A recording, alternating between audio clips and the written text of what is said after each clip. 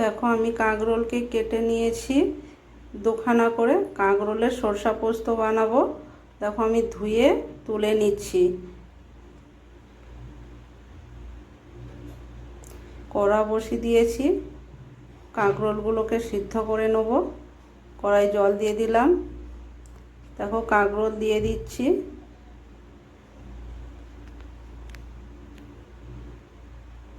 দিয়ে দিলাম লবণ, হলুদ গুঁড়ো। ওটাকে নেড়ে চাপা দিয়ে দেবো। ওটাকে চাপা দিয়ে দিচ্ছি। দেখো আগেই সেদ্ধ করে নিয়েছিলাম দুটো আলু।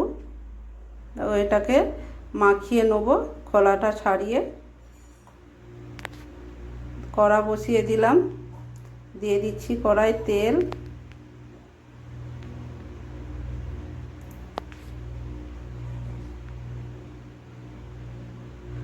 তেলটা গরম হয়েছে নাকি দেখছি। তেলটা গরম হয়ে গেছে, দিয়ে দিচ্ছি আদা। আলুর পুরটা করার জন্য দিয়ে দিয়েছি আদা।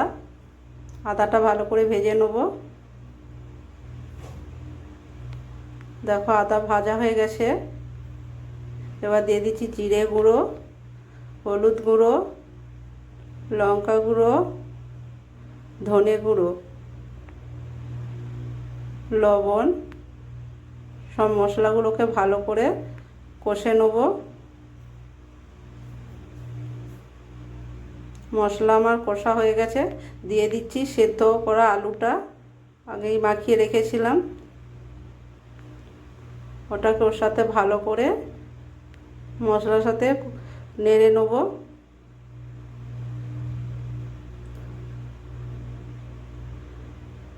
দেখো এবারে দিয়ে দিচ্ছি সেদ্ধ করে রাখা সেই কাঁকরোলের ভেতরে আঁতিটা। ওটাকেও ভালো করে ওর সাথে মিক্সড করে নেড়ে নেব। ওর সাথে ভালো করে কষে নিচ্ছি এইভাবে।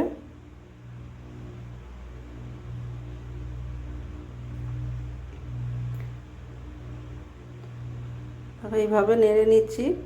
দেখো এটা আমার মশলাটা রেডি হয়ে গেছে, আমি তুলে নিচ্ছি।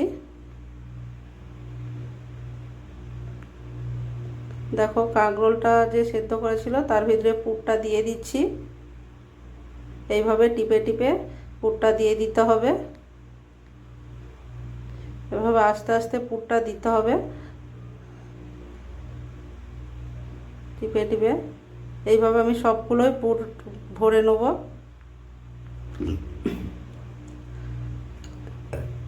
দেখো আমার সব পুর ভরা হয়ে গেছে। পুর ভরা হয়ে যেতে কি সুন্দর দেখতে লাগছে। দেখো নিয়ে নিয়েছি বেসন,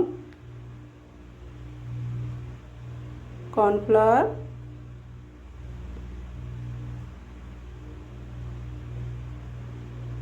হলুদ গুঁড়ো, লঙ্কা গুঁড়ো,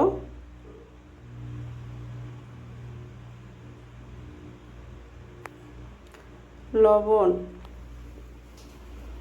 এটাকে অল্প অল্প জল দিয়ে একটা ব্যাটার বানিয়ে নেব।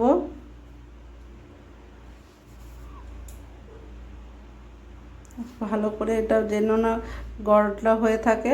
দেখো কি সুন্দর ব্যাটারটা হয়েছে। এইভাবে ব্যাটারটা করতে হবে। আমার ব্যাটার রেডি হলো। দেশি কড়াই তেল। দেখো কাঁকরোলের পুর ভরে আমি বেসনে ডুবে এইভাবে ভেজে নেব সবগুলো। আমি একসঙ্গে দেবো না, চারটে চারটে করে দেবো এইভাবে।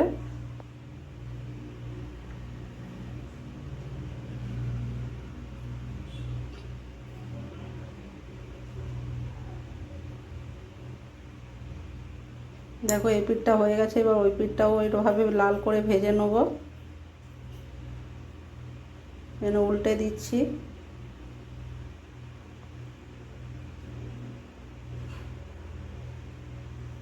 দেখো আমার ভাজা হয়ে গেছে লাল করে। এবার তুলে নিচ্ছি।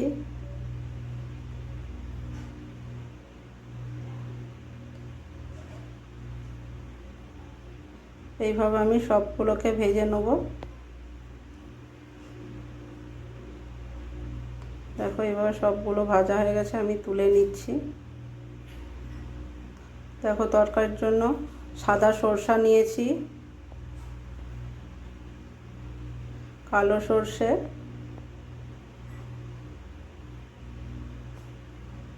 পোস্ত, কাঁচা লঙ্কা দুটো, কড়াই তেল দিয়ে দিচ্ছি, দিচ্ছি একটা তেজপাতা, একটা শুকনো লঙ্কা, দারুচিনি আর ফাটিয়ে রাখা দুটি এলাচ, দুটো এলাচকে ফাটিয়ে দিয়ে দিলাম। এটা ভালো করে লাল করে ভেজে নেব।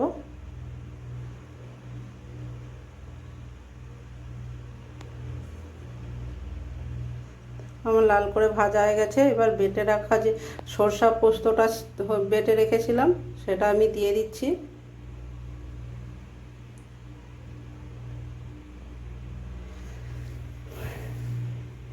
সরষা পোস্তটা ভালো করে কষে নিয়েছি। একটা টমেটোকে পেস্ট করে নিয়েছি, টমেটো পেস্টটাও দিয়ে দিলাম। এটাকেও ভালো করে কষে নেব। দিয়েছি হলুদ, জিরে গুঁড়ো, ধনে গুঁড়ো, লঙ্কা গুঁড়ো,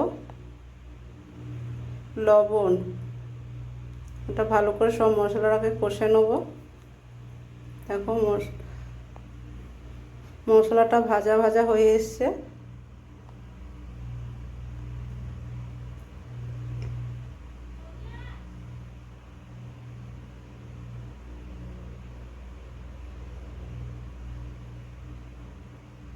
দেখো মশলা থেকে তেল ছেড়ে গেছে।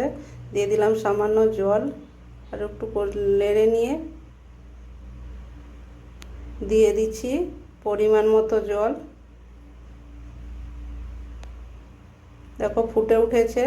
এবারে দিয়ে দিচ্ছি কাঁকরোলের যে ভাজা ছিল সেগুলো দিয়ে দিচ্ছি।